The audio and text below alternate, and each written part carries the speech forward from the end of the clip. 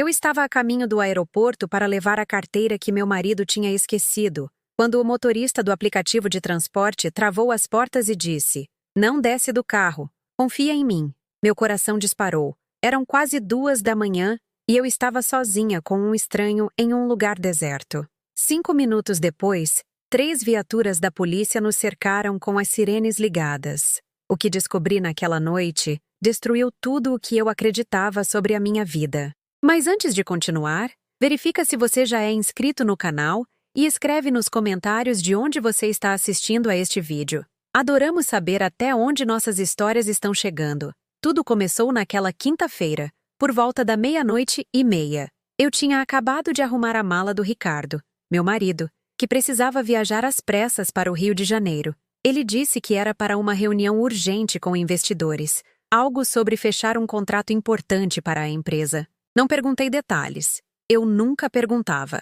Durante os 4 anos do nosso casamento, aprendi a ser a esposa compreensiva, aquela que apoia sem fazer perguntas incômodas. Ricardo sempre foi o marido perfeito aos meus olhos. Atencioso, trabalhador, bem-sucedido. Ele dirigia uma consultoria financeira que prosperava cada vez mais.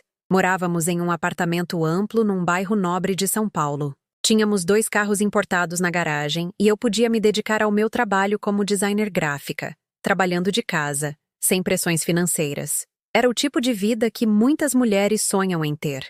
Enquanto eu guardava os últimos itens na mala dele, notei que o Ricardo parecia mais ansioso do que o normal. Ele checava o celular a cada 2 minutos e suas mãos tremiam levemente enquanto escolhia as gravatas. Atribuí isso ao estresse da viagem repentina. Ele me deu um beijo rápido na testa, murmurou um "te amo" apressado e saiu pela porta carregando a mala e a pasta do notebook. O som da porta batendo ecoou pelo apartamento vazio. Suspirei, sentindo aquele vazio familiar que sempre me invadia quando ele viajava. Fui até o escritório dele para apagar as luzes e arrumar a bagunça de papéis que ele tinha deixado espalhada sobre a mesa. Foi então que meus olhos encontraram um objeto de couro marrom escondido entre as pastas. A carteira do Ricardo.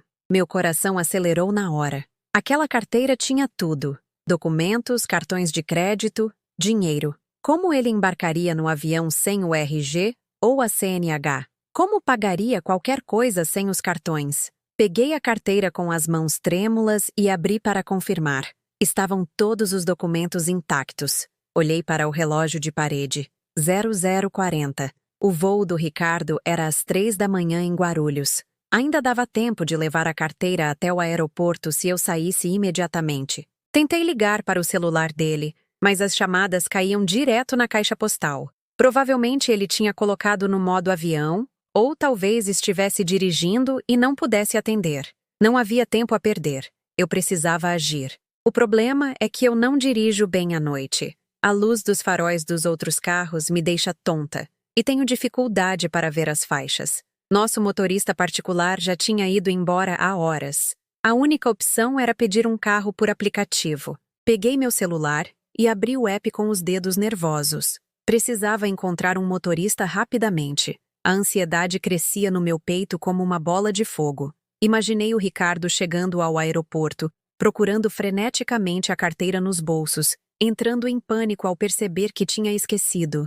Ele precisava daquela carteira. Eu precisava levá-la. Depois de uns minutos que pareceram eternos, um motorista aceitou a corrida. O nome dele apareceu na tela. Javier, carro preto. Placa final, 4. A avaliação dele era alta. 5 estrelas. O aplicativo mostrava que ele estava a apenas 7 minutos de distância. Vesti rapidamente um casaco sobre o pijama. Coloquei um lenço cobrindo meu cabelo e peguei minha bolsa. Guardei a carteira do Ricardo com cuidado, como se fosse um tesouro precioso. De certo modo, era. Aquela carteira representava minha missão de ser a esposa perfeita, aquela que resolve os problemas e cuida de tudo. 5 minutos depois, o interfone tocou. Olhei pela câmera e vi o carro preto estacionado em frente ao prédio. Desci rapidamente pelo elevador. Atravessei o saguão e saí para a rua. A noite estava fria e úmida, típica de maio em São Paulo, aquela garoa fina e gelada. As ruas do bairro estavam desertas, iluminadas apenas pelos postes de luz alaranjada que criavam sombras estranhas nas calçadas. Abri a porta traseira do carro e entrei. O interior estava limpo e cheirava a um aromatizante de lavanda.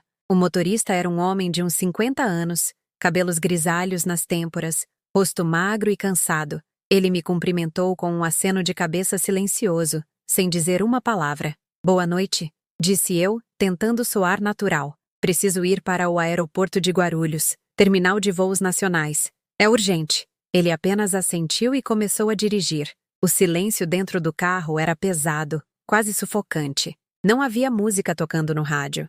Não havia conversa. Apenas o som do motor e o ruído dos pneus no asfalto molhado da marginal. Tentei ligar para o Ricardo mais uma vez, mas novamente caiu na caixa postal. Mandei uma mensagem pelo WhatsApp. Amor, você esqueceu a carteira. Estou levando para você no aeroporto.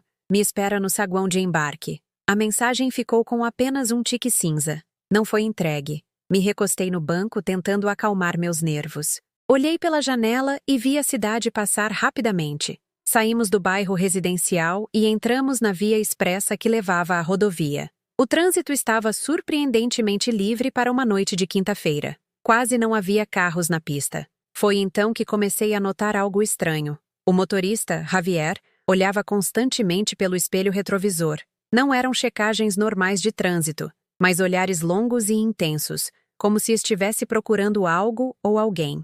Nossos olhos se encontraram pelo espelho algumas vezes, e cada vez que isso acontecia, um calafrio percorria minha espinha. Havia algo na expressão dele que me incomodava. Não era ameaçador exatamente, mas havia uma tensão no rosto dele, uma preocupação que eu não conseguia entender. Apertei a carteira do Ricardo contra o peito. De repente, muito consciente de que estava sozinha em um carro com um estranho no meio da madrugada, indo para um aeroporto distante. As histórias que eu tinha lido nas redes sociais sobre crimes envolvendo motoristas de aplicativo começaram a invadir minha mente como fantasmas indesejados. Tudo bem? Perguntei, tentando quebrar o silêncio pesado. Javier não respondeu de imediato. Mudou de faixa bruscamente, fazendo meu corpo sacudir no banco. Meu coração começou a bater mais rápido.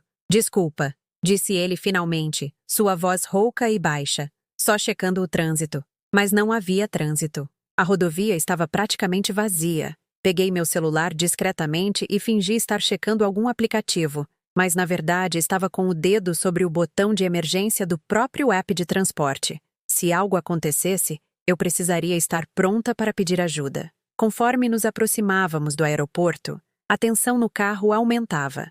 Javier continuava olhando pelos espelhos obsessivamente e agora eu podia ver gotas de suor na testa dele, apesar do ar-condicionado ligado. Suas mãos apertavam o volante com tanta força que os nós dos dedos estavam brancos. Algo estava errado, muito errado. As luzes do aeroporto começaram a aparecer à distância, um brilho artificial contra o céu negro da madrugada. Normalmente, essa visão me traria alívio, mas naquela noite só intensificou meu medo, porque em vez de ir direto para o terminal de embarque principal, bem iluminado e cheio de movimento, Javier começou a desviar o carro para uma área lateral mais escura, perto dos galpões de carga. Espera, disse eu, minha voz saindo mais aguda que o normal. O embarque nacional é por ali, naquela direção. Eu sei, respondeu ele, mas não mudou a rota. O pânico começou a tomar conta de mim. Minha mão apertou o celular com força, pronta para ativar o alarme de emergência. Olhei em volta buscando possíveis saídas, calculando se conseguiria abrir a porta e pular do carro em movimento. Javier dirigiu até uma área de recuo, pouco movimentada, longe das portas principais. Havia apenas alguns postes de luz funcionando, criando manchas de escuridão entre os círculos de iluminação fraca. Não havia seguranças à vista, não havia outros carros, apenas nós dois e a escuridão ameaçadora. O carro começou a desacelerar. Meu coração estava batendo tão forte que eu podia ouvi-lo nos meus ouvidos. Coloquei a mão na maçaneta da porta, pronta para sair correndo assim que o carro parasse. Mas quando tentei abrir, a porta não se mexeu. Estava travada. As travas de segurança tinham sido ativadas pelo motorista. Eu estava presa. O pânico explodiu no meu peito como uma bomba. Puxei a maçaneta com força. 1, 2, 3 vezes, mas a porta permanecia firmemente fechada. Tentei a outra porta do lado oposto, esticando meu corpo desesperadamente, mas também estava travada. Todas as portas estavam trancadas. Eu estava completamente presa dentro daquele carro com um estranho, num lugar deserto, no meio da madrugada. Por que você travou as portas? Minha voz saiu trêmula, quase um grito. Abre! Abre agora! Javier não se virou. Suas mãos continuavam apertando o volante, e ele mantinha os olhos fixos na área escura à nossa frente. O suor agora escorria abertamente pelo rosto dele, descendo pelas têmporas. Não desce aqui, disse ele com a voz baixa, mas urgente. Por favor, confia em mim. Confiar em você? Eu estava quase histérica. Você me trancou no carro. Me deixa sair. Socorro! Comecei a bater na janela tentando chamar a atenção de alguém, de qualquer pessoa que pudesse estar passando, mas a área estava completamente deserta. Peguei meu celular com as mãos trêmulas, pronta para ligar para a polícia. 190. Escuta! Javier finalmente se virou para mim e pude ver o terror genuíno nos olhos dele. Eu não vou te machucar, mas se você sair desse carro agora, algo muito ruim vai acontecer com você. Você precisa confiar em mim, por favor. Por quê? Gritei. Por que eu não posso sair? O que está acontecendo? Você vai saber em 5 minutos, respondeu ele, virando-se de novo para a frente. 5 minutos. É tudo o que eu peço. Fica no carro por 5 minutos. As lágrimas começaram a escorrer pelo meu rosto. Minha mente ia para 1000 direções diferentes. Eu estava sendo sequestrada? Ele estava me levando para algum lugar? Mas por quê? Eu não era famosa. Não vinha de uma família política. Não fazia sentido. Olhei em volta desesperadamente, procurando algo que pudesse usar como arma. Minha bolsa estava ao meu lado. Dentro dela, havia um spray de pimenta que eu sempre carregava, mas estava enterrado no fundo, e eu teria que revirar tudo para encontrar. Os segundos passavam como horas. Javier permanecia imóvel no banco da frente, olhando obsessivamente para fora, como se estivesse esperando algo ou alguém. Você trabalha para o meu marido? Perguntei de repente, uma nova teoria surgindo na minha mente confusa. Ele te mandou fazer isso? É algum tipo de teste? Não conheço seu marido. Javier respondeu sem olhar para trás. Mas eu conhecia seu pai. Meu sangue gelou. Meu pai? Minha voz saiu como um sussurro. Meu pai morreu há 3 anos. Eu sei. Eu trabalhei para ele. Fui chefe da segurança pessoal dele durante 15 anos. As lembranças começaram a voltar. Meu pai era dono de uma grande rede de lojas de material de construção. Ele tinha segurança pessoal, especialmente depois que nossa família começou a receber ameaças de concorrentes e assaltantes. Lembrava vagamente de um homem mais velho, sempre presente nas sombras quando meu pai ia a eventos importantes. Javier, sussurrei finalmente, fazendo a conexão. Você é o Javier que trabalhou com meu pai. Sim, ele assentiu levemente. Antes de morrer, seu pai me pediu um último favor. Me fez jurar que cuidaria de você, mesmo que fosse à distância, que te manteria segura. O que isso tem a ver com agora? Por que você me trancou neste carro? Por que recebi informações mais cedo hoje de que algo ia acontecer com você esta noite? Algo muito ruim. Meu coração estava batendo tão forte que doía. Que tipo de coisa? Você ia ser sequestrada. Assim que saísse deste carro, havia um homem esperando nas sombras para te drogar e te levar. Quando vi que você tinha pedido um carro para vir ao aeroporto no meio da madrugada, sozinha, hackeei o sistema e aceitei a corrida antes que outro motorista pudesse. Precisava ser eu a te buscar para te proteger. Tentei processar o que ele estava dizendo. Parecia loucura, como uma história de filme, mas o terror genuíno no rosto dele, a tensão no corpo dele, tudo parecia real demais para ser mentira. Quem ia querer me sequestrar?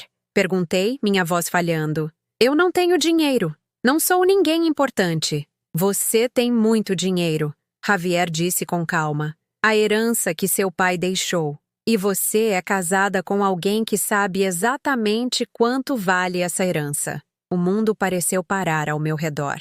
Ricardo? Javier não respondeu, mas seu silêncio foi resposta suficiente. Olhei para a carteira do meu marido que eu ainda segurava contra o peito e, de repente, ela parecia pesar toneladas. O Ricardo tinha esquecido a carteira de propósito. Ele sabia que eu viria correndo trazer para ele no aeroporto. Tudo isso era uma armadilha. Não, sussurrei. Não, o Ricardo me ama. Ele nunca faria isso comigo. Você está enganado. Olha, Javier apontou para o relógio no painel. Faltam 2 minutos. 2 minutos. Para quê? Todo o meu corpo tremia. Agora eu não sabia se devia acreditar nele ou tentar escapar de qualquer jeito. Mas algo na sinceridade da voz dele, no terror dos olhos dele, me fez ficar. Fiquei sentada ali, prendendo a respiração, contando os segundos. 90 segundos, 60 segundos, 30 segundos. E então, exatamente quando o relógio marcou 02:05, luzes vermelhas e azuis explodiram ao nosso redor. 3 viaturas da polícia surgiram de direções diferentes, cercando nosso carro completamente. Sirenes ensurdecedoras rasgaram o silêncio da noite. Policiais saltaram dos carros com armas em punho, gritando ordens. Mas não estavam apontando para nós. Estavam apontando para algo atrás do nosso carro, nas sombras que eu não conseguia ver direito. Girei a cabeça e vi quando os policiais se lançaram sobre uma figura escondida atrás de uma coluna de concreto. Era um homem vestido todo de preto, usando uma balaclava. Ele tentou correr, mas foi derrubado violentamente no chão. 2 policiais o dominaram enquanto um terceiro retirava algo do bolso da jaqueta dele. Uma seringa e um pano que parecia estar embebido em algum produto químico. Meu estômago revirou. Aquele homem estava ali me esperando. Se eu tivesse saído do carro, como tinha sido meu plano, ele teria me pegado, colocado aquele pano no meu rosto, me drogado. E depois, levado para onde? Para fazer o que comigo? As lágrimas voltaram, mas desta vez eram diferentes. Não eram lágrimas de medo do Javier. Eram de terror absoluto pelo que quase tinha acontecido. Um policial bateu no vidro do motorista. Javier baixou o vidro. Operação bem-sucedida, disse o policial. O suspeito está sob custódia. Estão seguros agora. Javier finalmente destravou as portas do carro. O som do clique da trava sendo liberada foi o som mais doce que já ouvi na vida. Mas eu não conseguia me mexer. Meu corpo estava paralisado pelo choque. Javier se virou para mim, seu rosto agora mais relaxado, embora ainda preocupado.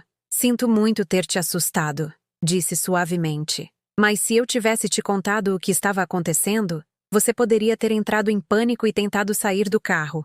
De qualquer jeito, eu precisava te manter dentro, te manter segura até a polícia chegar. Como você soube? Consegui perguntar. Como sabia que isso ia acontecer? Tenho contatos, pessoas que me devem favores do tempo em que trabalhei com seu pai. Uma dessas pessoas ouviu conversas, viu mensagens. Me avisou que um sequestro estava sendo planejado para esta noite no aeroporto, que você seria a vítima. Mas quem? Eu estava começando a entrar em choque. Quem planejou isso? Javier hesitou. Sua expressão ficou ainda mais séria. Preciso te mostrar uma coisa, disse lentamente. Mas você tem que estar preparada. O que você vai ver vai doer muito mais do que o que acabou de passar. Ele pegou um tablet que estava no banco do passageiro e me entregou. Na tela havia uma série de fotos. Fotos de vigilância, tiradas de longe, mas nítidas o suficiente para que eu reconhecesse perfeitamente quem estava nelas. Ricardo, meu marido. Mas ele não estava sozinho. Nas fotos, Ricardo estava abraçado com uma mulher que eu conhecia muito bem. Alejandra, minha melhor amiga desde a faculdade. A mesma Alejandra que foi madrinha do nosso casamento. A mesma Alejandra que vinha jantar na nossa casa toda semana. Nas fotos eles se beijavam, se abraçavam, entravam juntos em motéis. A última foto mostrava os dois no aeroporto. Não no terminal nacional onde o Ricardo deveria estar, mas no terminal internacional. E não estavam embarcando para o Rio de Janeiro ou qualquer lugar do Brasil. Estavam embarcando para Madrid, com 2 malas grandes. Malas de quem não planeja voltar. Não posso descrever exatamente o que senti naquele momento. Não foi raiva, não foi tristeza. Foi como se algo dentro de mim simplesmente se desintegrasse, como se todos os últimos 4 anos da minha vida fossem uma mentira tão grande que meu cérebro não conseguia processar a verdade. Minhas mãos tremiam tanto que quase deixei o tablet cair. Continuei passando as fotos uma após a outra, como se estivesse assistindo a um filme de terror que não conseguia desligar. Havia dezenas delas. Fotos de encontros românticos, fotos de beijos apaixonados, fotos deles entrando e saindo de apartamentos que eu não conhecia. A última foto tinha data e hora no canto inferior. Tinha sido tirada há menos de 3 horas, no balcão de check-in do terminal internacional. Não, sussurrei, minha voz falhando. Não, não, não. Mas as fotos não mentiam. A realidade estava ali, capturada em pixels nítidos e cruéis. Tem mais, disse Javier, sua voz carregada de pena. Ele pegou o tablet de volta e abriu uma pasta diferente. Informações financeiras. Documentos que conseguimos através de um detetive particular que contratei há 2 semanas quando comecei a suspeitar. Na tela apareceram extratos bancários. Meus extratos bancários da conta conjunta que eu compartilhava com o Ricardo, mas que raramente olhava porque confiava completamente nele. Ele cuidava das finanças da casa, dos investimentos, de tudo. Transferências enormes, centenas de milhares de reais sendo movidos sistematicamente da conta conjunta para uma conta que eu não reconhecia. Uma conta no exterior. As transferências vinham acontecendo há mais de 1 ano. Ele estava te roubando, Javier explicou. Sistematicamente. Ele tinha acesso à herança que seu pai te deixou porque você colocou tudo na conta conjunta quando casaram. Você pensou que estava sendo uma esposa moderna e confiante, mas ele estava esperando exatamente por isso. As lágrimas escorriam livremente. Agora eu soluçava, abraçando meu próprio corpo, balançando para frente e para trás no banco traseiro do carro. Mas o dinheiro não foi suficiente. Javier continuou implacável. Era melhor que eu soubesse de tudo de uma vez, como arrancar um band-aid. Tem mais uma coisa. Ele abriu outro documento. Era uma apólice de seguro de vida. Uma apólice massiva de 5 milhões de reais comigo como segurada e o Ricardo como único beneficiário. A apólice tinha sido aberta há 6 meses. Eu nem sabia da existência dela. Como ele conseguiu fazer isso sem a minha assinatura? Perguntei, minha voz saindo estranha, distante, como se não fosse minha. Você assinou, disse Javier suavemente. Lembra aquela vez, há uns meses, quando o Ricardo pediu para você assinar uns papéis do contador? Disse que era para a declaração do imposto de renda. Eu lembrava. Tinha sido um sábado de manhã. Ricardo tinha trazido uma pilha de papéis para eu assinar. Eu estava com pressa preparando o almoço e ele ficou me apressando, dizendo que o contador precisava dos documentos com urgência. Assinei tudo sem ler. Eu confiava nele. Por que eu leria? No meio daqueles papéis estava a apólice de seguro, explicou Javier. E junto com ela, uma procuração de plenos poderes dando ao Ricardo controle total sobre todos os seus bens, incluindo os imóveis que você herdou do seu pai. Eu estava tonta. Literalmente tonta. Abri a porta do carro que agora estava destravada e vomitei na rua, meu corpo rejeitando fisicamente aquela realidade horrível. Quando terminei, limpei a boca com as costas da mão e me recostei no banco, me sentindo completamente vazia. Então, o plano era me matar, disse eu, não como uma pergunta, mas como uma constatação. O sequestro desta noite iam me matar. O Ricardo ficaria com o seguro, com os imóveis, com tudo. E estaria em Madrid com a Alejandra, começando uma vida nova com o meu dinheiro. Exatamente. Javier assentiu. O homem que a polícia acabou de prender é um criminoso conhecido. Foi contratado para fazer o trabalho sujo. Depois do sequestro, seu corpo provavelmente seria encontrado em algum lugar simulando um assalto que deu errado, um latrocínio. O Ricardo estaria em outro país com um álibi perfeito. Voltaria ao Brasil como o marido devastado. Choraria nas entrevistas, receberia os pêsames e depois desapareceria para Portugal com toda a sua herança. Era um plano perfeito. Diabólico, mas perfeito. Como você descobriu tudo isso? Perguntei. Como soube que ia acontecer esta noite? Quando seu pai estava morrendo, começou Javier, ele me fez prometer que cuidaria de você. Ele tinha um pressentimento sobre o Ricardo, sabe? Nunca gostou dele. Nunca confiou completamente. Dizia que havia algo falso no jeito que o Ricardo te olhava, como se estivesse avaliando um investimento em vez de olhar para a mulher que amava. Lembrei das discussões entre meu pai e o Ricardo. Lembrei como meu pai tinha sido contra o casamento no início. Achei que fosse apenas um pai superprotetor que não queria aceitar que sua filha estava crescendo. Mas ele tinha visto algo que eu, cega de paixão, não consegui ver. Depois que seu pai morreu, continuei te vigiando de longe, prosseguiu Javier. Não o tempo todo, mas periodicamente. Checava suas redes sociais, mantinha contato com alguns funcionários da empresa do seu pai que agora trabalhavam para você. E, há 3 meses, um desses contatos me disse algo estranho. O Ricardo tinha perguntado sobre como vender imóveis herdados sem chamar a atenção da Receita Federal. Isso me deixou desconfiado. contratei o detetive particular. Foi ele quem descobriu o caso com a Alejandra, as transferências de dinheiro, a apólice de seguro e a procuração. Tudo começou a se encaixar e, há uma semana, meu contato no submundo do crime me avisou que alguém tinha colocado um contrato pela cabeça de uma jovem mulher rica. A descrição batia com a sua. Eu não sabia exatamente quando ou onde aconteceria, mas fiquei em alerta máximo. Hoje à noite, quando vi sua solicitação de viagem no sistema para o aeroporto, sozinha, na madrugada, eu soube. Era a oportunidade perfeita para um sequestro. Lugar público, mas com áreas desertas. Horário em que você estaria vulnerável. E o álibi perfeito para o Ricardo, que estaria em outro país. Hackeei o sistema do aplicativo para garantir que eu seria o motorista designado e alertei meus contatos na polícia. Eles estavam monitorando a situação, esperando o criminoso aparecer.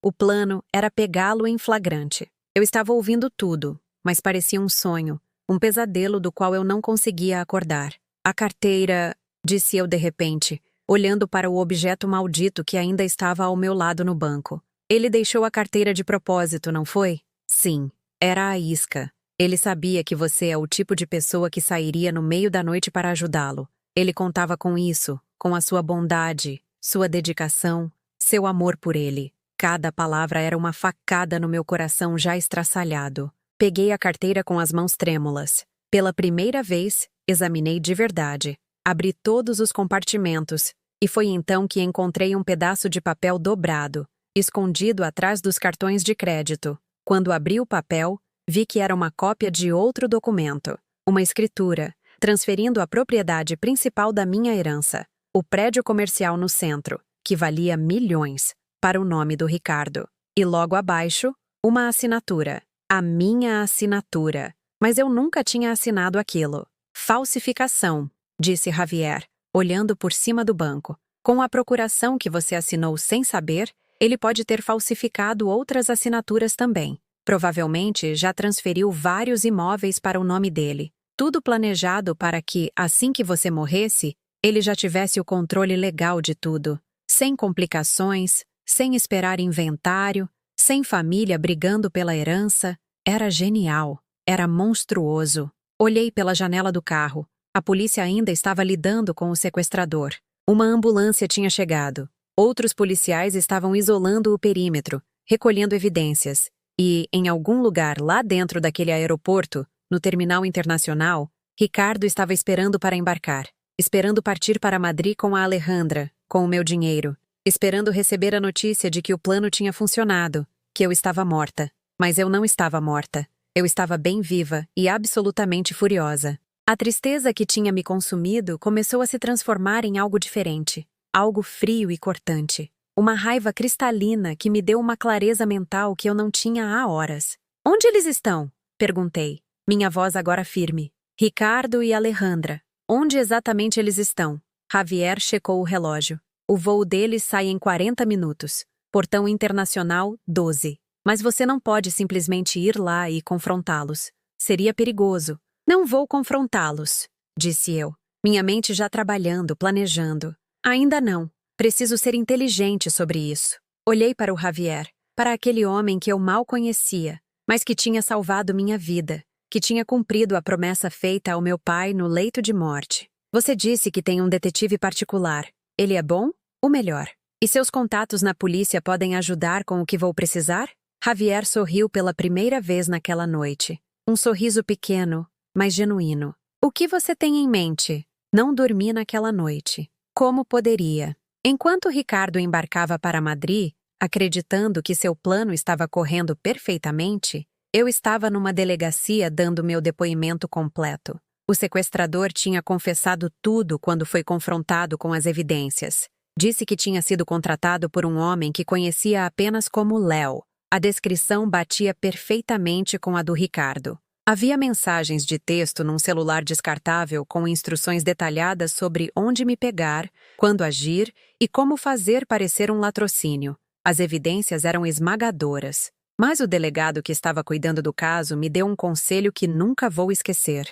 Minha senhora, disse ele, me olhando com aqueles olhos cansados de quem já viu de tudo na vida. Temos evidências suficientes para prender seu marido assim que ele pisar no Brasil de volta. Mas se a senhora quer realmente destruir o plano dele completamente, se quer recuperar tudo o que ele roubou, precisa ser mais esperta que isso. O que quer dizer? Ele não pode saber que a senhora sabe. Se ele descobrir que o sequestrador foi preso, que o plano falhou, ele nunca vai voltar para o Brasil.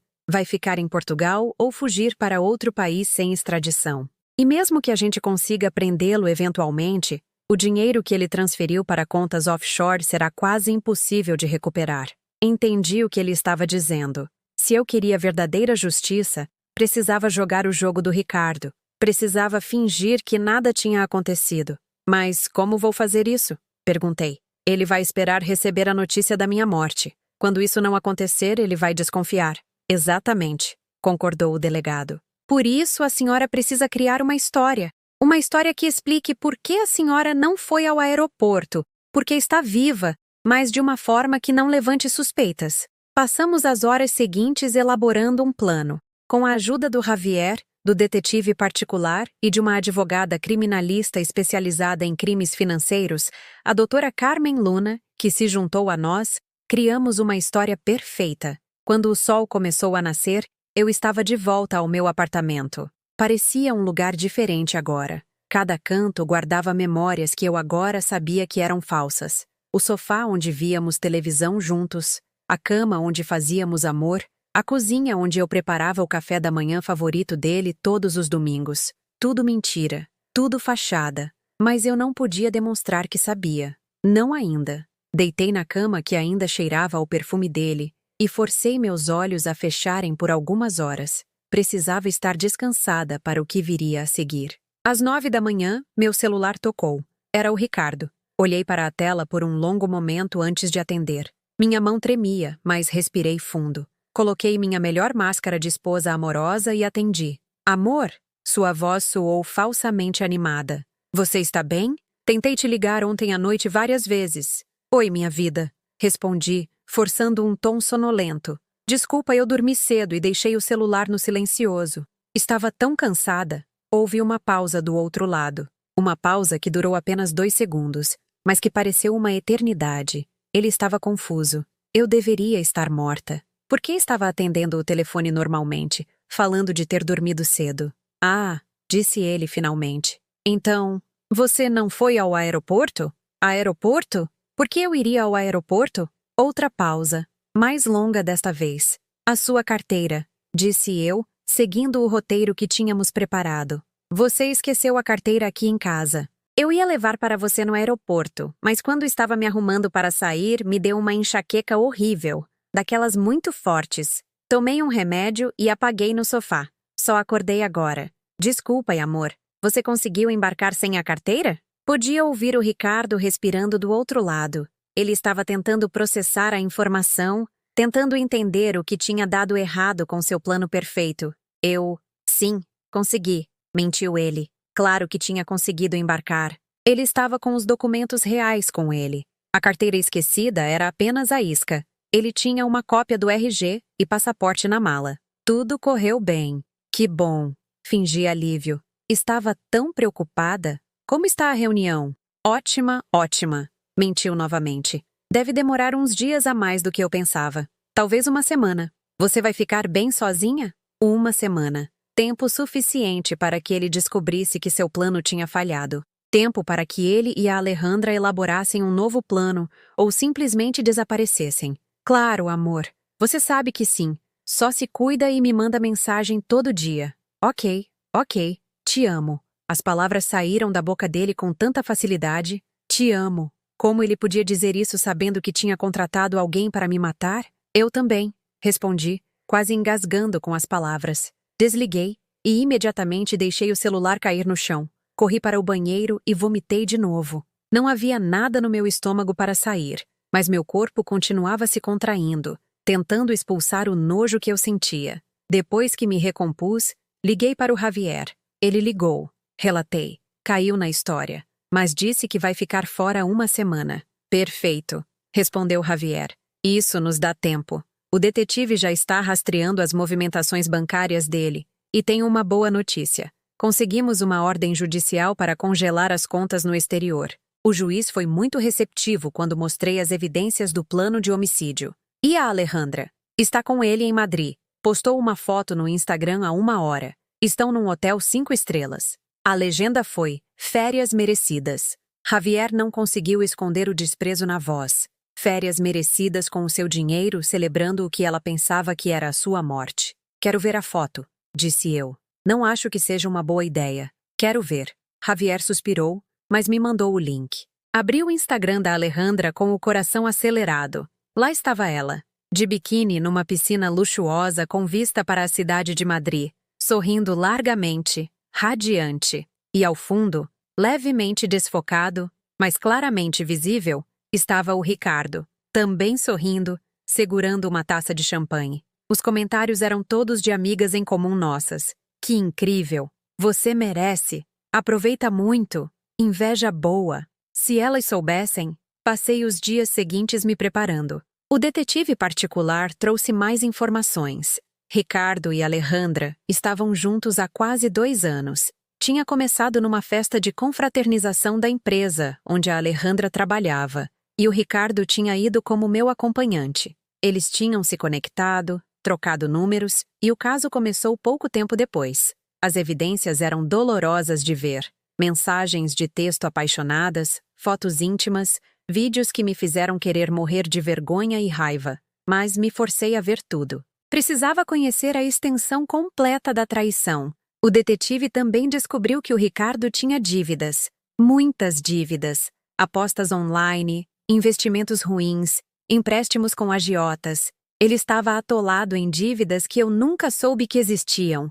Meu dinheiro não era só ganância, era necessidade. Ele precisava daqueles milhões para pagar as dívidas e começar uma vida nova com a Alejandra. Quanto ele deve? Perguntei. Quase 2 milhões de reais, respondeu o detetive. E os agiotas estão ficando impacientes. Tem ameaças de morte nas mensagens. Ele estava desesperado. Por isso, o timing do plano. Ele não podia esperar mais. Precisava do dinheiro do seguro e dos imóveis agora, antes que os agiotas decidissem eliminá-lo primeiro. E a Alejandra sabia de tudo isso? Toda a conversa entre eles está documentada. Sim, ela sabia. Inclusive foi ela quem sugeriu o plano do sequestro. Ela quem encontrou o criminoso através dos contatos dela. O Ricardo era o cérebro financeiro, mas a Alejandra era a estrategista. Minha melhor amiga. A mulher que eu considerava uma irmã, que tinha sido minha dama de honra, que eu tinha consolado quando os namoros dela terminavam, que tinha passado natais com a minha família. Ela tinha planejado minha morte. No 4º dia, Ricardo me ligou novamente. Amor, tenho más notícias, disse ele, sua voz perfeitamente calibrada para soar decepcionado. As reuniões aqui vão demorar mais do que eu pensei. Talvez 2 semanas. 2 semanas? Fingi surpresa. Nossa, tanto tempo assim? O pessoal aqui é muito complicado, mas o contrato vai valer muito a pena. Quando eu voltar, vamos fazer uma viagem só nós 2 para comemorar. O que acha? Uma viagem provavelmente para algum lugar remoto onde seria fácil forjar um acidente. Mas eu segui o jogo. Adoraria. Para onde você está pensando? Vou deixar ser surpresa, disse ele. E eu podia ouvir o sorriso venenoso na voz dele. Depois de desligar, sentei no chão do meu quarto e finalmente deixei as lágrimas caírem. Chorei por todas as mentiras, todas as traições, todos os momentos que pensei que eram reais, mas eram apenas teatro. Chorei pela versão ingênua de mim mesma que tinha morrido naquela noite no aeroporto. Mas depois de chorar, levantei, lavei o rosto e fiz algo que nunca tinha feito antes na minha vida. Liguei para um advogado especializado em divórcios litigiosos e recuperação de bens. Era hora de contra-atacar.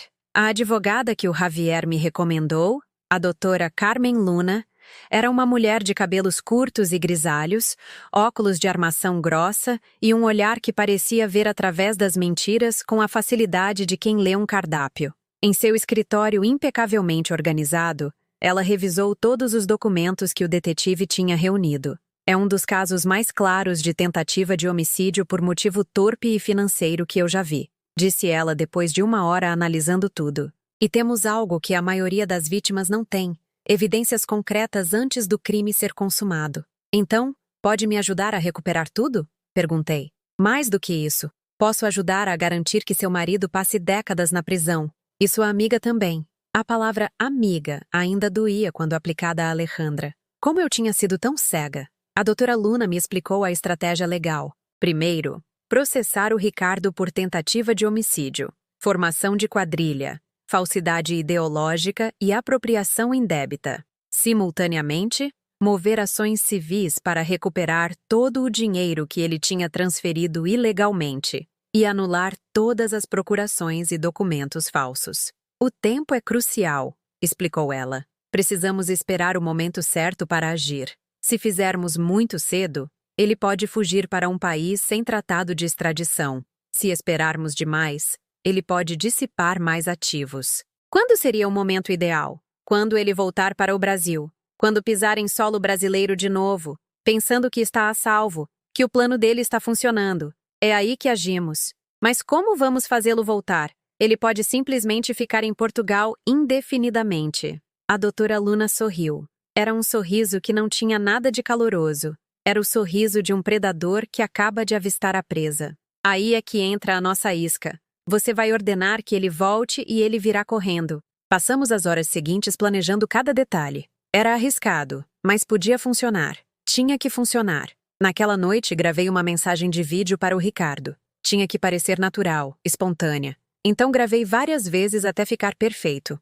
Oi, amor, comecei, forçando um sorriso. Sei que você está super ocupado aí, mas tive uma notícia e não podia esperar para te contar. Lembra aquele terreno que meu pai tinha na região da Faria Lima? Aquele que a gente sempre achou que ia demorar para valorizar? Pois apareceu um comprador e está oferecendo 25 milhões de reais à vista. Fiz uma pausa para deixar o número fazer efeito. Sei que é loucura, mas é uma construtora grande. Querem levantar um prédio de luxo lá. Mas o melhor é que querem fechar o negócio essa semana. O corretor disse que se eu não aceitar logo, vão buscar outro terreno. Eu não queria decidir algo tão grande sem você aqui. Você acha que consegue voltar uns dias antes, só para a gente assinar os papéis juntos e decidir o que fazer com todo esse dinheiro? Te amo. Volta logo. Enviei o vídeo e esperei. A resposta chegou em menos de 15 minutos. Amor, que notícia incrível. 25 milhões. Claro que vou voltar. Vou reagendar tudo aqui. Chego depois de amanhã. Não assina nada sem mim, ok? Vamos decidir isso juntos. Te amo muito. Eu tinha pescado o peixe. Claro que não havia nenhum comprador. Não havia nenhuma oferta de 25 milhões. Era tudo mentira. Mas o Ricardo não sabia. Tudo o que ele via eram mais milhões para colocar na conta offshore dele. Mais dinheiro para sustentar sua vida nova com a Alejandra. Ele mordeu a isca. Avisei a doutora Luna e o Javier. Ele chega em 2 dias. Perfeito, respondeu a doutora Luna. Vou preparar todos os documentos legais. No momento em que ele chegar ao Brasil, teremos mandados de prisão, ordens de bloqueio de contas, tudo pronto. Mas temos que esperar ele pisar no aeroporto. E a Alejandra? Ela ainda está em Madrid. Nossa jurisdição não alcança até lá agora, mas temos um pedido de prisão preventiva via Interpol em processo. Assim que ela tentar entrar em qualquer país com um tratado de extradição com o Brasil, será detida. Os 2 dias seguintes foram os mais longos da minha vida. Tentei manter a aparência de normalidade. Saía de casa, ia ao supermercado, respondia mensagens de outras amigas como se nada estivesse acontecendo. Mas, por dentro, eu era uma pilha de ansiedade e antecipação. Ricardo me mandava mensagens constantemente, dizendo o quanto estava ansioso para voltar, o quanto sentia minha falta, como íamos comemorar aquela venda incrível do terreno. Cada mensagem era uma mentira tão bem construída que, se eu não soubesse a verdade, teria acreditado completamente. Na noite anterior à chegada dele, não consegui dormir. Fiquei olhando para o teto, repassando o plano centenas de vezes na minha cabeça. E se algo desse errado? E se ele desconfiasse? E se fugisse antes que a polícia pudesse prendê-lo? Mas não. Eu tinha que confiar no plano. Tinha que confiar que a justiça seria feita. Na manhã da chegada do Ricardo, a doutora Luna me ligou. Está tudo pronto. A Polícia Federal estará no aeroporto de Guarulhos. No momento em que ele passar pela imigração, será preso. Você quer estar lá? Sim, respondi sem hesitar. Quero ver a cara dele. Encontrei o Javier na entrada do aeroporto. Ele tinha uma expressão séria, mas de apoio. Juntos, fomos até uma sala de observação que a Polícia Federal tinha preparado. De lá, podíamos ver a área de desembarque internacional através de um vidro espelhado. Eram 3 da tarde quando o voo de Madrid finalmente pousou. Meu coração batia tão forte que pensei que ia explodir. Vi quando os primeiros passageiros começaram a sair arrastando suas malas, alguns sendo recebidos por familiares felizes. E então, eu o vi. Ricardo saiu pela porta de desembarque, arrastando sua mala, usando o terno cinza que eu tinha comprado para ele no último aniversário. Estava sorrindo, checando o celular, provavelmente me mandando uma mensagem dizendo que tinha chegado. Dirigiu-se à fila da imigração sem pressa, sem nenhuma preocupação no mundo. Apresentou o passaporte ao agente, que o escaneou no sistema. Foi quando tudo mudou. Vi o agente dizer algo pelo rádio. Imediatamente, 2 agentes da Polícia Federal se aproximaram do Ricardo por trás. Ele ainda não tinha percebido nada. Continuava sorrindo, esperando receber o passaporte de volta. Quando os policiais tocaram nos ombros dele, ele se virou, confuso. Um dos policiais disse algo que não conseguia ouvir de onde estava.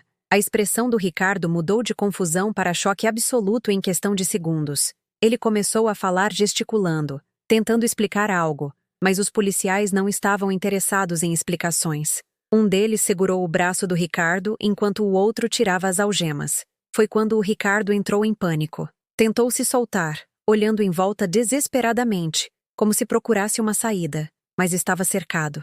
Mais policiais se aproximaram. As algemas foram colocadas nos pulsos dele, e foi nesse momento que ele olhou na direção do vidro espelhado. Ele não podia me ver, mas nossos olhos se encontraram através do vidro.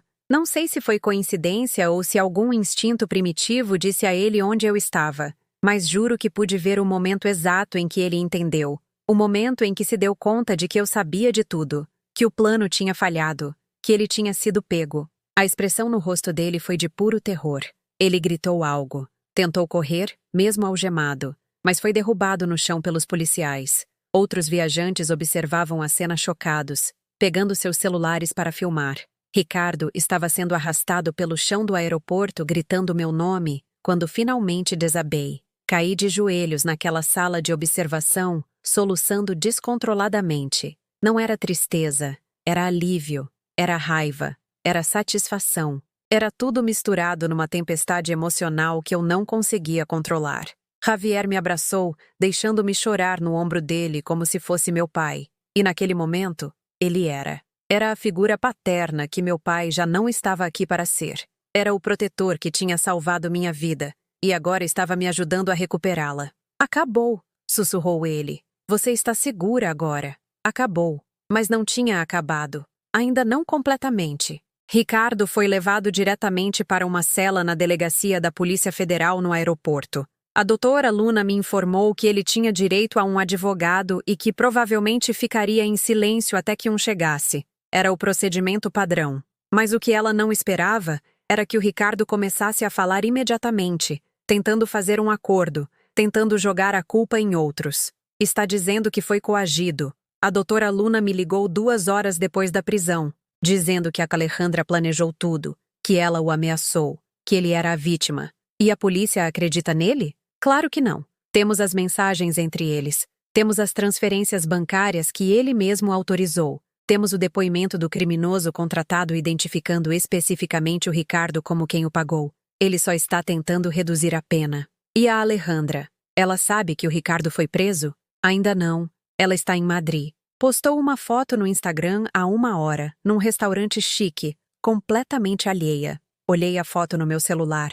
Alejandra estava deslumbrante num vestido vermelho, segurando uma taça de vinho, sorrindo para a câmera como se não tivesse uma preocupação no mundo. A legenda dizia: "A vida é bela quando você está com quem ama." Quando está com quem ama. Ela estava falando do meu marido, do homem que ela tinha ajudado a planejar meu assassinato. Quero falar com ele, disse eu de repente. Com o Ricardo. Quero vê-lo cara a cara.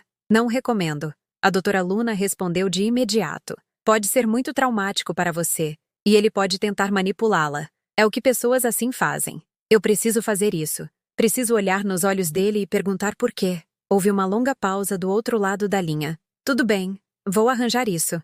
Mas eu vou com você, e será numa sala supervisionada com guardas presentes. Se em algum momento você quiser sair, nós saímos. De acordo? De acordo. Não.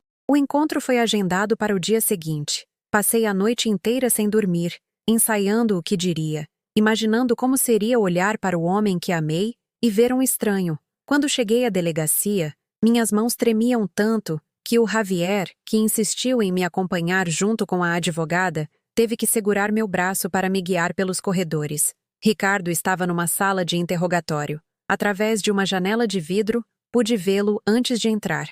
Ele não estava mais usando o terno elegante. Estava com um uniforme bege de presidiário. O rosto estava pálido, com olheiras profundas sob os olhos. Parecia ter envelhecido 10 anos em 2 dias. Quando abri a porta e entrei, ele levantou a cabeça. Nossos olhos se encontraram, e, para minha surpresa, ele começou a chorar. Amor, soluçou ele. Amor, me desculpa mesmo. Eu não queria, não era para ser assim. Sentei na cadeira do outro lado da mesa, mantendo minha expressão neutra. A doutora Luna e o Javier ficaram de pé atrás de mim, uma presença silenciosa, mas reconfortante. Não me chame de amor, disse eu, minha voz saindo mais fria do que eu esperava. Você perdeu o direito de me chamar assim quando contratou alguém para me matar. Não, não! Ele negou com a cabeça violentamente. Você não entende. Eu nunca quis que você se machucasse. Juro. Foi a Alejandra. Ela foi quem... Não jogue a culpa na Alejandra, interrompi. Vi as mensagens. Todas elas. Sei que você esteve envolvido nisso desde o início. Ricardo congelou. A máscara de arrependimento escorregou um pouco e, por um momento, vi algo mais sombrio nos olhos dele. Por quê? Perguntei, minha voz falhando. Eu te amava. Teria te dado qualquer coisa. Se você precisasse de dinheiro, eu teria ajudado. Se não me amasse mais, poderíamos ter nos divorciado. Por que escolher me matar? Ele olhou para baixo, para as próprias mãos algemadas sobre a mesa. Você não entenderia, murmurou. Me faça entender. Houve um longo silêncio. Quando ele finalmente falou, sua voz estava diferente, mais fria, mais honesta. Talvez porque você fosse fácil demais, disse ele. Você confiava em tudo o que eu dizia, assinava tudo o que eu pedia, nunca questionava nada. Você era obediente, tão previsível, e comecei a te desprezar por isso. Cada palavra era uma facada, mas me forcei a permanecer impassível. Quando conheci a Alejandra, ela era o oposto de você. Era desafiadora, esperta, ambiciosa. Me fazia sentir vivo de uma forma que você nunca fez. E sim, sei que soa cruel, mas você perguntou a verdade. E o dinheiro? Ricardo deu um sorriso amargo. O dinheiro tornava tudo possível. Eu tinha dívidas. Muitas dívidas. Tinha feito investimentos estúpidos. Apostado em negócios que fracassaram. Os agiotas estavam me caçando. Eu precisava de uma saída. E você, com toda aquela herança do seu pai, era a saída perfeita. Então você me usou desde o começo? Não desde o começo, admitiu ele. No começo eu realmente gostava de você. Mas quando seu pai morreu e você herdou tudo, foi quando percebi o potencial. E quando as dívidas começaram a apertar, quando a Alejandra entrou em cena, o plano começou a fazer sentido. O plano de me matar. O plano de resolver todos os seus problemas de uma vez só. Corrigiu como se fosse a mesma coisa. Você morreria pensando que era amada. A Alejandra e eu ficaríamos com o dinheiro para viver a vida que merecíamos. Todos ganhavam. Exceto eu, que estaria morta. Ricardo deu de ombros. Ele realmente deu de ombros. Como se minha morte fosse um detalhe menor no grande esquema das coisas. Foi nesse momento que qualquer vestígio de amor que ainda pudesse existir dentro de mim morreu completamente. Não havia mais dor. Havia apenas um vazio frio onde antes havia um coração. Você vai apodrecer na cadeia, disse eu com calma. E cada centavo que você me roubou será devolvido. Cada imóvel que você tentou transferir ilegalmente voltará para o meu nome. E a Alejandra vai se juntar a você atrás das grades eventualmente. A Alejandra está em Portugal, Ricardo disse com um sorriso presunçoso. Nunca vão pegá-la. Veremos. Levantei-me. Espero que ambos tenham aproveitado bem esses dias de liberdade, porque serão os últimos que terão pelos próximos 20 ou 30 anos. Comecei a me virar para sair, mas Ricardo me chamou. Espera. Parei, mas não me virei. Você vai me perdoar algum dia? Perguntou ele. E pela primeira vez desde que entrei na sala, A voz dele soou genuinamente vulnerável. Virei-me lentamente e olhei para ele uma última vez. Perdoar significa que o que você fez teve algum valor, algum significado que vale a pena ser reconciliado, disse eu firme. Mas o que você fez não teve valor algum. Foi baixo, covarde e patético. Então não, Ricardo. Eu não vou te perdoar. Eu vou simplesmente te esquecer, como se você nunca tivesse existido na minha vida. Saí da sala sem olhar para trás. No corredor, deixei as lágrimas finalmente caírem. Mas não eram lágrimas de tristeza. Eram lágrimas de encerramento, de libertação. Você está bem? Javier perguntou, colocando uma mão protetora no meu ombro. Sim, respondi, e percebi que era verdade. Estou bem. Pela primeira vez em dias, estou realmente bem. A doutora Carmen Luna checou o celular e sorriu. Tenho boas notícias. A Interpol aceitou nosso pedido. Já existe um mandado de prisão internacional contra a Alejandra, de Fusão Vermelha. Assim que ela tentar voltar para o Brasil ou viajar para qualquer país europeu com tratado de extradição, ela será detida. Quanto tempo de liberdade ela tem? Não muito. Ela já comprou uma passagem de volta para São Paulo para daqui a 3 dias. Provavelmente estava planejando voltar quando achasse que a poeira tivesse baixado. Fingir que não sabia nada sobre o plano do Ricardo. E quando for presa, vai enfrentar as mesmas acusações que ele? Exatamente. Conspiração para homicídio, formação de quadrilha, cumplicidade. Ela pode pegar até mais tempo que o Ricardo, porque as evidências mostram que foi ela quem agenciou o criminoso contratado. 3 dias depois, recebi a ligação que estava esperando. Alejandra tinha sido presa no aeroporto de Barajas, em Madrid, quando tentava fazer o check-in para o voo de volta ao Brasil. As autoridades espanholas executaram o mandado internacional e a transferiram para uma cela de detenção até que os trâmites de extradição fossem concluídos. Mas, ao contrário do Ricardo, que tentou imediatamente jogar a culpa nela, Alejandra ficou em silêncio absoluto. Não pediu advogado, não deu declarações, apenas ficou sentada na cela olhando para a parede. Os oficiais espanhóis disseram que ela parecia estar em choque, como se não pudesse acreditar que tinha sido pega. Nas semanas seguintes, minha vida virou de cabeça para baixo, mas desta vez de uma forma positiva, com a ajuda da doutora Luna. Consegui anular todas as procurações falsas e transferências ilegais. As contas do Ricardo em paraísos fiscais foram localizadas e bloqueadas. O processo de repatriação dos fundos seria longo, mas pelo menos estava em andamento. O apartamento onde eu tinha vivido com o Ricardo foi posto à venda. Eu não conseguia mais pisar naquele lugar sem sentir náuseas. Cada canto guardava memórias contaminadas pelas mentiras dele. Comprei um apartamento menor, mais aconchegante, em outro bairro, na Vila Madalena, um lugar que era só meu, sem fantasmas do passado. Javier continuou sendo uma presença constante na minha vida. Ele se tornou mais do que um segurança ou um protetor. Tornou-se um amigo verdadeiro, a figura paterna que meu pai já não estava aqui para ser. Às vezes jantávamos juntos e ele me contava histórias sobre meu pai que eu nunca tinha ouvido. Aquilo me fazia sentir conectada com ele novamente. Seu pai era um homem muito sábio.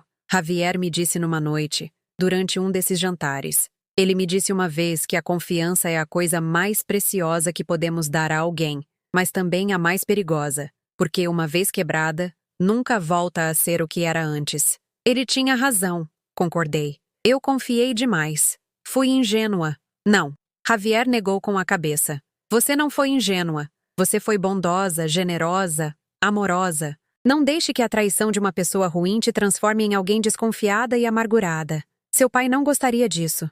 As palavras dele ficaram comigo. O julgamento do Ricardo ocorreu 6 meses após a prisão. O fórum da Barra Funda estava cheio. A imprensa estava presente, e eu estava sentada na primeira fila, determinada a olhar nos olhos dele durante cada momento do processo. Ele tinha perdido peso na cadeia, e o rosto estava mais magro, envelhecido. O advogado dele tentou alegar que ele tinha sido coagido pela Alejandra, que ela era a verdadeira mente por trás de tudo, mas as evidências eram irrefutáveis. As mensagens de WhatsApp mostravam claramente que ele era um participante ativo e entusiasta do plano. Quando foi minha vez de depor, subi ao estrado e relatei tudo. A noite no carro com o Javier, a descoberta das fotos, as mentiras, o medo que senti quando pensei que ia morrer. Minha voz permaneceu firme durante todo o depoimento, mesmo quando as lágrimas escorriam pelo meu rosto.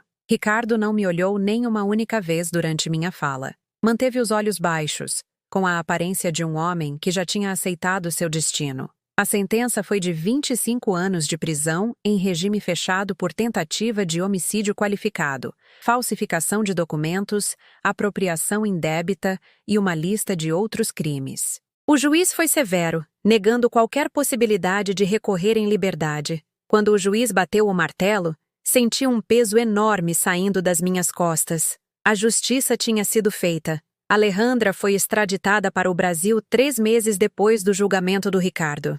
O julgamento dela foi ainda mais dramático porque, ao contrário dele, ela decidiu brigar. Contratou um advogado midiático e tentou argumentar que tinha sido manipulada pelo Ricardo, que ela também era vítima das mentiras dele. Mas as provas não permitiam essa narrativa. As mensagens mostravam que, muitas vezes, era a Alejandra quem tomava a iniciativa, quem fazia as sugestões mais sórdidas. Foi ela quem encontrou o criminoso para me sequestrar. Foi ela quem sugeriu fazer parecer um latrocínio. O pior momento do julgamento foi quando a promotoria apresentou uma conversa entre a Alejandra e o Ricardo, que ocorreu dias antes da tentativa de sequestro. Nessa conversa, eles falavam sobre como seria a vida nova deles depois que eu estivesse fora do caminho. Alejandra chegou a mencionar que parte do dinheiro seria usado para fazer uma cirurgia plástica, para ficar ainda mais bonita para o Ricardo. Ela tinha calculado o valor da minha vida e decidido que valia menos que uma cirurgia estética. Quando chegou a hora de eu depor no julgamento dela, Alejandra finalmente me olhou nos olhos. E diferente do Ricardo, que parecia arrependido, mesmo que falsamente, Alejandra me olhou com ódio puro, como se eu fosse a vilã da história por ter sobrevivido. Alejandra, o promotor perguntou a ela durante o interrogatório. A senhora tem algo a dizer à vítima? Alejandra me olhou diretamente e disse: sim, você sempre foi chata, sempre foi sem sal. O Ricardo só ficou com você pelo dinheiro desde o começo. Ele me disse isso várias vezes. Você nunca foi o suficiente. As palavras deveriam ter me machucado, mas em vez disso, me fizeram perceber que a Alejandra nunca tinha sido minha amiga, nem antes do Ricardo, nem durante. Ela tinha sido uma atriz representando um papel, esperando o momento certo de mostrar sua verdadeira face. Obrigada por me mostrar quem você é de verdade, respondi com calma, quebrando o protocolo. Agora sei que não perdi uma amiga, porque nunca tive uma. Alejandra recebeu uma pena de 20 anos de reclusão, um pouco menos que o Ricardo, mas ainda assim uma sentença significativa. Quando foi levada da sala do tribunal, algemada e chorando, percebi que não sentia satisfação, não sentia alegria pelo castigo dela. Sentia apenas vazio, e logo depois, o alívio de que aquele capítulo estava finalmente encerrado. Um ano depois dos julgamentos, minha vida tinha encontrado um novo ritmo. Voltei a trabalhar como designer gráfica, mas agora com uma confiança que nunca tive antes. Abri meu próprio estúdio e estava indo super bem. Fiz novos amigos, pessoas genuínas que entraram na minha vida e me mostraram o que significa a amizade verdadeira. Comecei a fazer terapia para processar todo o trauma e, lentamente, aprendi a confiar de novo, mas de forma mais sábia dessa vez. Javier continuou sendo parte importante da minha vida. Ele me levava para jantar uma vez por semana, me aconselhava sobre decisões de negócios e sempre estava disponível quando eu precisava conversar. Nunca cobrou nada por ter salvado minha vida. Disse que tinha feito uma promessa ao meu pai, e honrar essa promessa era pagamento suficiente. Numa tarde de quinta-feira, exatamente 2 anos depois daquela noite terrível no aeroporto, recebi uma carta. Era do Ricardo, enviada do presídio de Tremembé. Fiquei olhando para o envelope por um longo tempo, decidindo se devia abrir ou simplesmente jogar no lixo. A curiosidade venceu. A carta era longa, páginas e páginas da letra dele, sempre impecável. Falava sobre como a prisão o tinha mudado, como tinha tempo para pensar em tudo o que tinha feito de errado. Dizia que finalmente entendia a gravidade de suas ações, que estava fazendo terapia e trabalhando para se tornar uma pessoa melhor.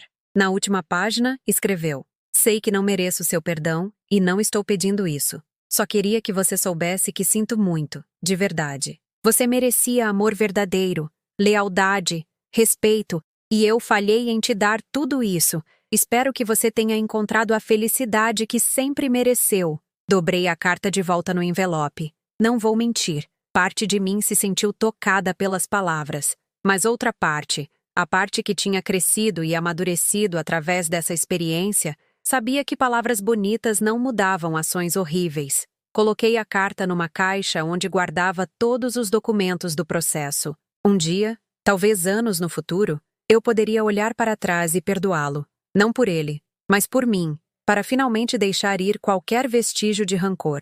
Mas hoje não era esse dia. Naquela noite, sentei na varanda do meu apartamento novo, olhando as luzes da cidade de São Paulo. Pensei em como minha vida tinha mudado drasticamente em 2 anos. Como eu tinha passado de uma esposa ingênua e confiante para uma mulher que quase foi assassinada, e depois para alguém que lutou por justiça e venceu. Não era a jornada que eu teria escolhido, mas foi a jornada que me trouxe até aqui, até esta versão de mim mesma, que era mais forte, mais sábia e mais completa do que nunca. Peguei meu celular e liguei para o Javier.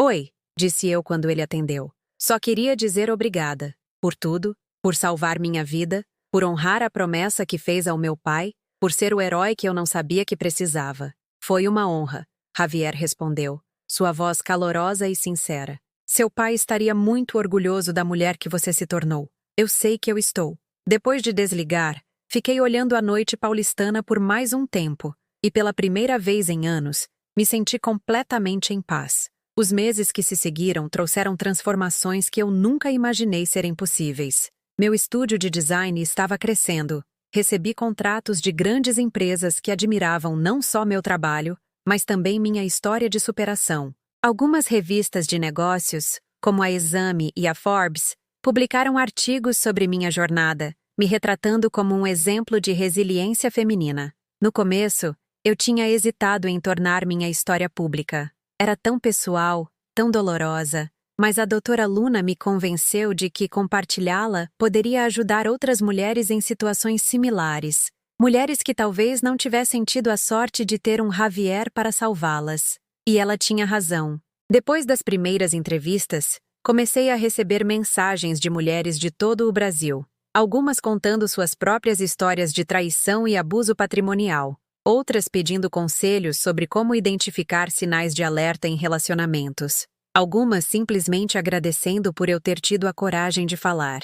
Decidi usar minha experiência para algo positivo. Com parte do dinheiro que recuperei do Ricardo, criei uma fundação para ajudar mulheres vítimas de violência doméstica e abuso financeiro. Oferecíamos assistência jurídica gratuita, ajuda psicológica e até abrigo temporário para aquelas que precisavam escapar de situações perigosas.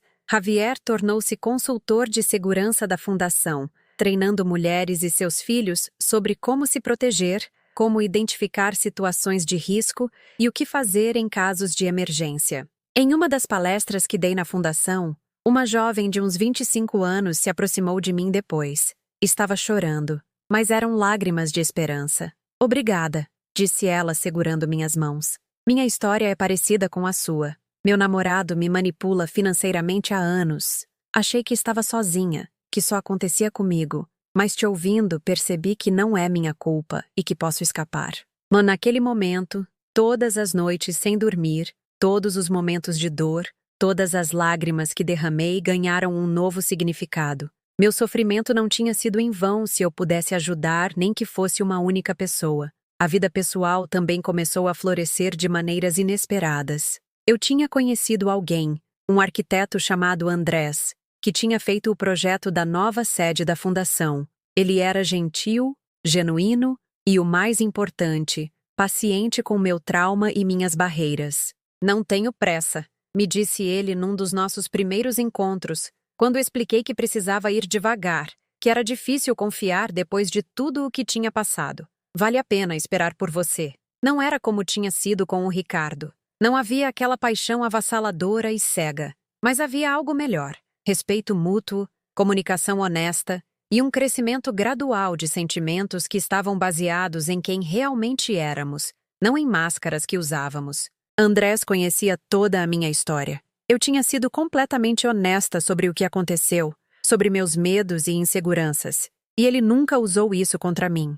Nunca me fez sentir fraca ou quebrada. Pelo contrário, admirava minha força. Você sobreviveu a algo que teria destruído a maioria das pessoas, ele me disse numa noite enquanto jantávamos num restaurante aconchegante nos jardins. E não só sobreviveu, mas transformou essa dor em algo que ajuda outras pessoas. Isso é extraordinário. 3 anos depois daquela noite fatídica no aeroporto, recebi outra carta. Desta vez, era da Alejandra. Ao contrário da carta do Ricardo, esta estava cheia de pedidos de desculpa, de arrependimento, de promessas de que ela tinha mudado.